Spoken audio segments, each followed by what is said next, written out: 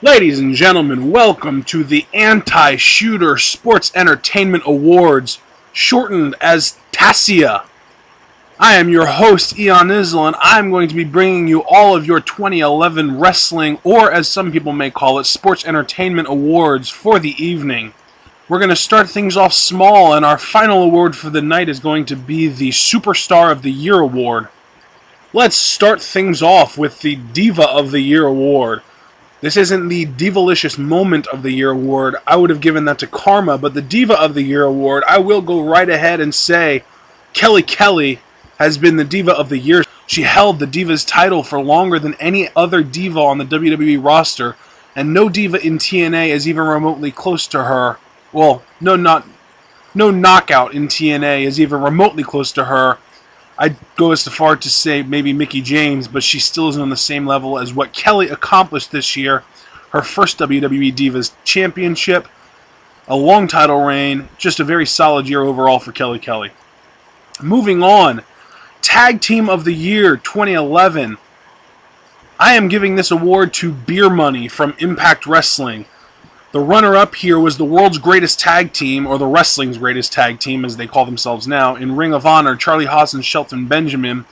Very long title reign, very impressive. Other than that, though, they really didn't do too much, and I personally don't find them to be very entertaining. Beer Money, on the other hand, very entertaining, very good title reign, and they have actually both had singles title reigns as well. Granted, one of them wasn't very long, but they still both had their world title reigns. Moving on, Pay-Per-View of the Year 2011.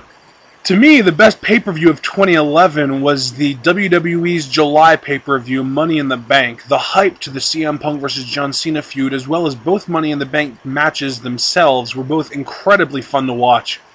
Both had you very emotionally invested, and the fact that guys like Daniel Bryan and CM Punk both walked out winners from that pay-per-view was really a pay-per-view that allowed the WWE to set the tone for 2012, 5 months ahead of time.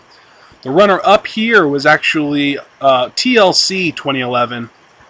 I absolutely love this pay-per-view. Daniel Bryan, CM Punk, and Zack Ryder all walk out with championships around their waists. Just to throw this out there, the second runner-up was actually Vengeance. I absolutely loved the Vengeance pay-per-view.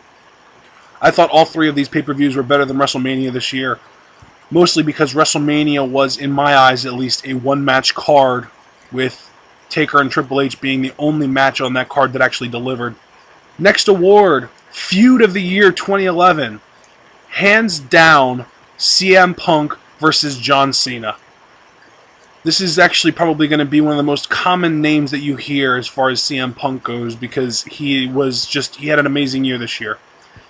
Their feud that led from, I'd say mid-June, and of course you have to include the time that they spent while CM Punk was the leader of the Nexus earlier on in the year feuding. Punk and Cena put on some great matches. They had 3 matches total. They had one on Money in the Bank, they had one at SummerSlam, and of course they had one on a Raw afterwards. All 3 matches were great. Mic work was great between both of them, and it was just a really, really wonderful feud overall. Moving on, Promo of the Year 2011.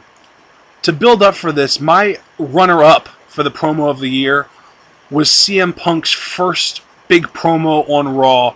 I believe it was June 27th this year. It might have been earlier than that. I'm not 100% sure. It was when he was sitting at the top of the stage while John Cena was laying in a table in the middle of the ring, and he started talking about how Cena isn't the best, Punk is, he's going to leave with the WWE title. That is my runner-up. To me, the promo of the year this year was the promo that CM Punk cut in Boston after he had his contract signing with Vince McMahon, when he told John Cena that he is no longer the underdog, he's the man, he's the 10-time WWE champion, he has become what he hates, and that he has become the New York Yankees. That, to me, is the promo of the year so far. I love that so much, and the real substantial part that makes me think that is because I can watch both of those promos a million times, and the one that'll give me goosebumps the most consistently between the two is the "You Are What You Hate" promo. Absolutely loved that promo. Moving on.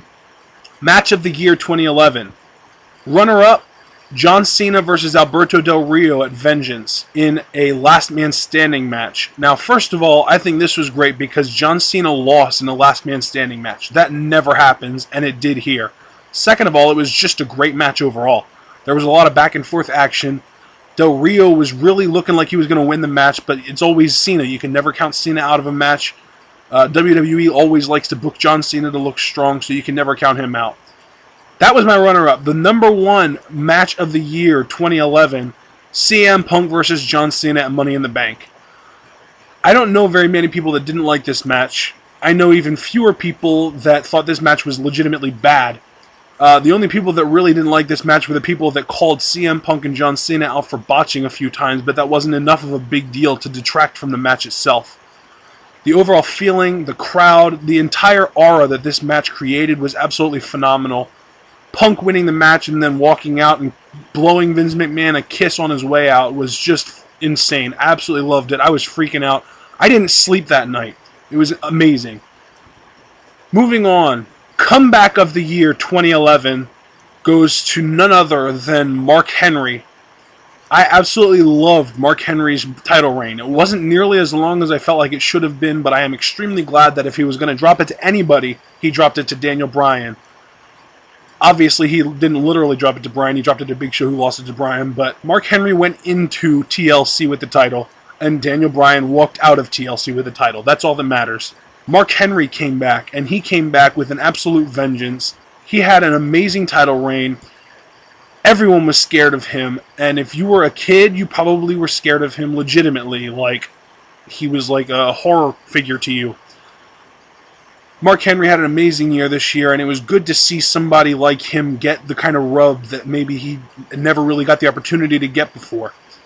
It's good to see somebody like Randy Orton step down from the title picture in order for somebody like Mark Henry to get that kind of a reign. And I feel like Mark Henry not only took the WWE's World Heavyweight Championship to new heights, but he made SmackDown a must-see television show for me. I've been thoroughly enjoying pretty much every single episode of SmackDown since Mark Henry won the title, and I feel like he has made that show the better show overall compared to Raw this year. And finally, the biggest award of them all, the Superstar of the Year. It would be so much more of a big deal if you didn't already know who it was going to. CM Punk. I don't have a whole lot to say about this because Punk is just amazing. Here's my thing. A lot of people say that Punk is overrated because he doesn't write his own promos, or Punk is overrated because everything he says has to be approved by management in the back. But here's my thing. Regardless of whether it's approved or pre-written, if it's done like that for Punk, it's done like that for everyone. And the fact that Punk still stands out as such a brilliant promo-cutting artist proves that it's all in the delivery, and nobody is better than CM Punk when it comes to promo delivery. I feel like Punk's matches are underrated. He came from ROH, the land of the quote-unquote wrestlers, as some people would say. Realistically, it's just the land of the high-paced, massive moveset, guys that do neat, flippy, jumpy, flashy, cool moves and stuff like that. But regardless of that, CM Punk works in the ring very well. He knows how to work a crowd both in the ring and on the mic. He's a very strong in-ring worker. He's a better mic worker. He does everything. He said it himself. He has proved that he is the very best in that ring, on that microphone, and even on commentary. He cannot indeed be touched. CM Punk is my Superstar of the Year. Raw live reactions are coming. We're recording Raw live reactions tonight. We're going to be recording the entire show. I'm going to be editing, so it's probably going to get cut down, the more boring stuff at least. Obviously, it won't be a 2.5-hour video like the TLC live reactions were, but you can still expect a solid hour and 45-minute video from us. I'm going to be throwing that up tomorrow, as well as my third brand booking video. I know that this video, I was telling you guys that it was going to be Sunday, but as it turns out, I actually had stuff to do on New Year's Eve and New Year's Day, so better late than never.